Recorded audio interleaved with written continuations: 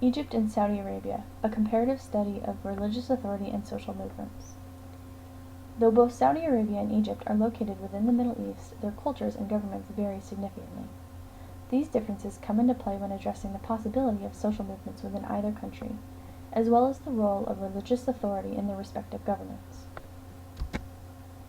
Egypt, as one of the region's oldest countries, has long been known as a liberal state. The Egyptian dialect is well known even outside the region, as most cinema that comes from the Middle East is produced within the country. From an economic perspective, Egypt controls the Suez Canal, a highly strategic location that generates millions of dollars of revenue per year. This canal provides an income that many other Middle Eastern countries lack, and is another way that Egypt differs from its neighbors in the region. Another factor that dictates Egyptian affairs is the government. Again, unlike many other states within the region, the Egyptian government has attempted a division of church and state, and is run by a democratically elected president. This insistence on separation has led to some tension within the region, as groups such as the Muslim Brotherhood, for whom Islam is the basis of their party, have long been banned under the rule of Hosni Mubarak.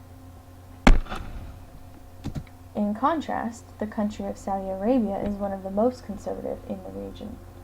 Its people follow a mix of strict tribal customs and Sharia law, which together form one of the most restrictive societies in the region.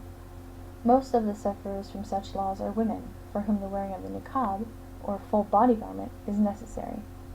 They are restricted in other ways as well, such as being unable to drive and requiring a male guardian at all times. All of these things serve to illustrate how in a country where religious authority is the backbone of society, things can be interpreted unfairly. The percentage of people who live in Egypt who identify as Muslim is 94.7%. While this number may seem high, it's actually lower than that of Saudi Arabia and many other Middle Eastern countries. Egypt is also home to the Coptic Christian community, which makes up a large portion of the minority percentages. Saudi Arabia, on the other hand, boasts a 100% Muslim rate, which is unsurprising considering the strict rules in place required to live there. In fact, foreigners aren't even allowed to own land within Saudi Arabia and must instead lease it from the government. These measures help to limit the influence of outsiders on Saudi society. As noted before, religious authority within Egypt has historically been limited. During the reign of Hosni Mubarak, who was democratically elected, though he corrupted the voting systems in order to stay in power, the country of Egypt maintained a relatively definitive line between church and state.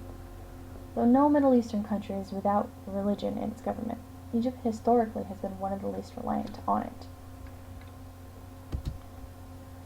One influential Islamist group that plays a role in both religious authority and social movements is that of the Muslim Brotherhood. This group, which was founded in 1928 by Hassan al-Banna, originally started out as a religious social organization helping to aid the needy and provide welfare. However, after some years, their ideology took a political turn, and some of its members committed murders in the name of the party. After the loss of the Arab-Israeli War in 1948, Hosni Mubarak disbanded the organization, even going so far as to arrest many of its members. After the Brotherhood was implicated in an assassination attempt in 1952, it was even more strictly disbanded, and it became illegal to run with the Muslim Brotherhood as a backing party. As a result, candidates from the Muslim Brotherhood who sought election had to run as independent. For the first time, in 2005, the Muslim Brotherhood won seats within Parliament. This meant that they were able to begin effecting change within the government, though their power was limited. Their true power didn't come to bearing until the sweeping social movement of 2011 known as the Arab Spring. The Arab Spring, as it has come to be called, was a vast international movement throughout the Middle East and North Africa dedicated to eradicating corrupted governments and expired regimes. Beginning with Tunisia in January 2011, other countries quickly followed suit. Egyptian youth leapt wholeheartedly into the fray, conducting peaceful protests demanding the fall of Hosni Mubarak's 50-year regime. It was during this time that the full power of today's youth was illustrated, as young adults from across the country utilized social media in order to organize the protests. Despite the internet blackout, an attempt to prevent the gatherings, they continued to come together. Across the world, people watched in astonishment as pictures appeared on the news. They were uplifting, pictures of Christian Egyptians protecting Muslims as they prayed, and photos of thousands of people holding hands against armed policemen, and videos, too many to count, that showed the hordes of people marching slowly, chanting about the fall of the regime. On February 11, 2011, Hosni Mubarak stepped down as the president of Egypt. His resignation sent a message to the world that peaceful protesting worked, and that common people have the capability to cause change when they work together. However, in Mubarak's absence, another, new drastic change came about, as the first elections post-revolution arrived. It was in this power vacuum that the Muslim Brotherhood made its move. As Mubarak's reign slowly descended into utter corruption, the Brother stepped in behind the scenes, providing once again for welfare and establishing groups within universities. Thus, when the elections rolled around, the Muslim Brotherhood created history by winning the election. Mohamed Morsi, then, was president, but only a short time after his election he was removed from power in favor of a martial state. Despite his relatively short term in office, his win illustrated the kind of power that can come from establishing the right ties.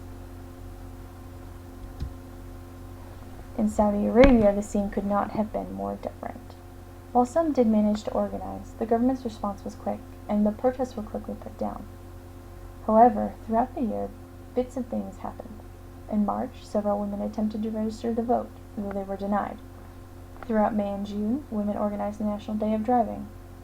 On June 17th, women from all over the country took to the roads in order to protest the national ban on women drivers. Though all of these things took place, the overall effect was little, and the Arab Spring failed to be realized in Saudi Arabia. The strong response of the government, combined with a strong religious authority, was enough to keep the status quo. Though many Saudis will not agree, it is also true that much of the interpretation is reliant upon pre-established societal norms. These norms existed before the rise of Islam, and for the most part, it is where such restrictive rules as the wearing of the niqab, or burqa, and the inability to drive come from. These ultra-conservative traditions originated within the nomadic tribe culture of the ancient Gulf, and have persisted to this day. Many Arab scholars will freely admit that such laws are not within the Quran, but still others will swear upon it vehemently.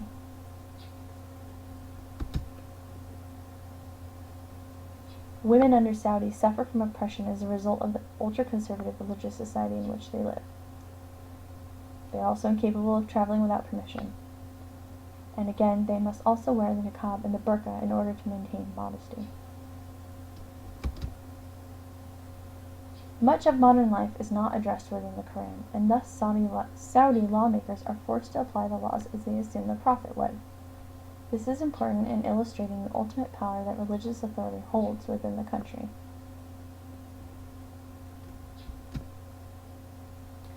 So, while the two countries are predominantly Islamic, and they are located within the same general region, each varies wildly according to its laws, government, and religious authorities. Egypt, for whom instability is still prevalent in a post-Mubarak world, is plagued by its own success. Egyptians protest often and long, demonstrating the power of social movements. In Saudi, the scene is different. While social movements in 2011 were shut down, the country still saw some rebellious behavior as a result of its ultra-conservative laws.